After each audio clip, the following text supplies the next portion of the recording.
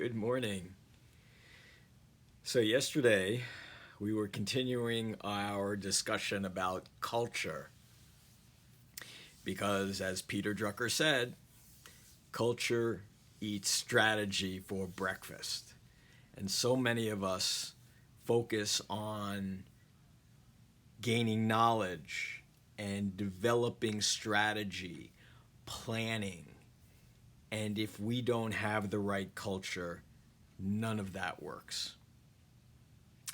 So we spoke about hiring. We spoke about hiring for attitude and aptitude. And we talked about investing in people, investing in people who have the right attitude and aptitude by training them properly, spending the time to teach them how people like us do things like this. That's how you communicate culture. And you communicate it not just in training programs, but communicate it with a culture manual. We had a culture manual. I will share the culture manual if you would like by contacting us at PracticePerfectSystems@gmail.com. Happy to share our culture manual with you. But more than training and more than anything that's written, your actions speak louder than anything else. How you as the leader, you as the role model, act will send a message to the entire team.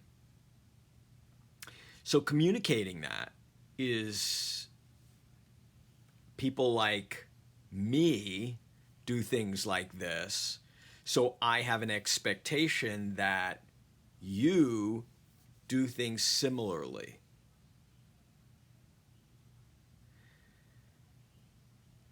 Think about that in your own practices. What are the messages vis-a-vis culture that you're sending out? And what are the messages that you really want to send out? Have you thought about that? Have you thought about crafting a culture of excellence, a culture of cleanliness, a culture of timeliness, a culture of 5-star customer service, a culture of financial abundance? What do you want to craft? Or have you just sort of let it happen?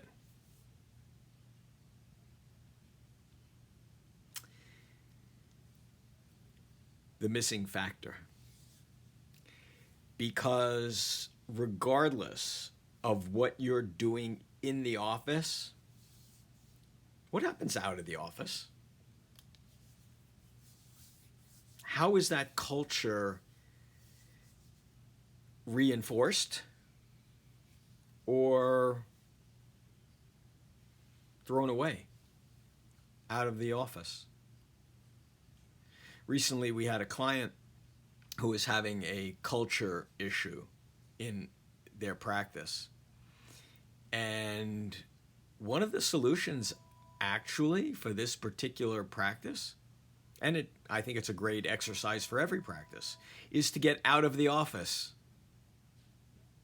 We're all human beings. We interact with one another perhaps differently within the office setting than outside the office setting, but we're all human beings. I think that is sort of my definition of authenticity is, when you're in the office, everyone has a role. But outside of the office, we're all human beings. I mean, we're all human beings inside the office too, I hope. But certainly outside the office, it's, I think, a great idea for the team to interact with one another in a non-office setting.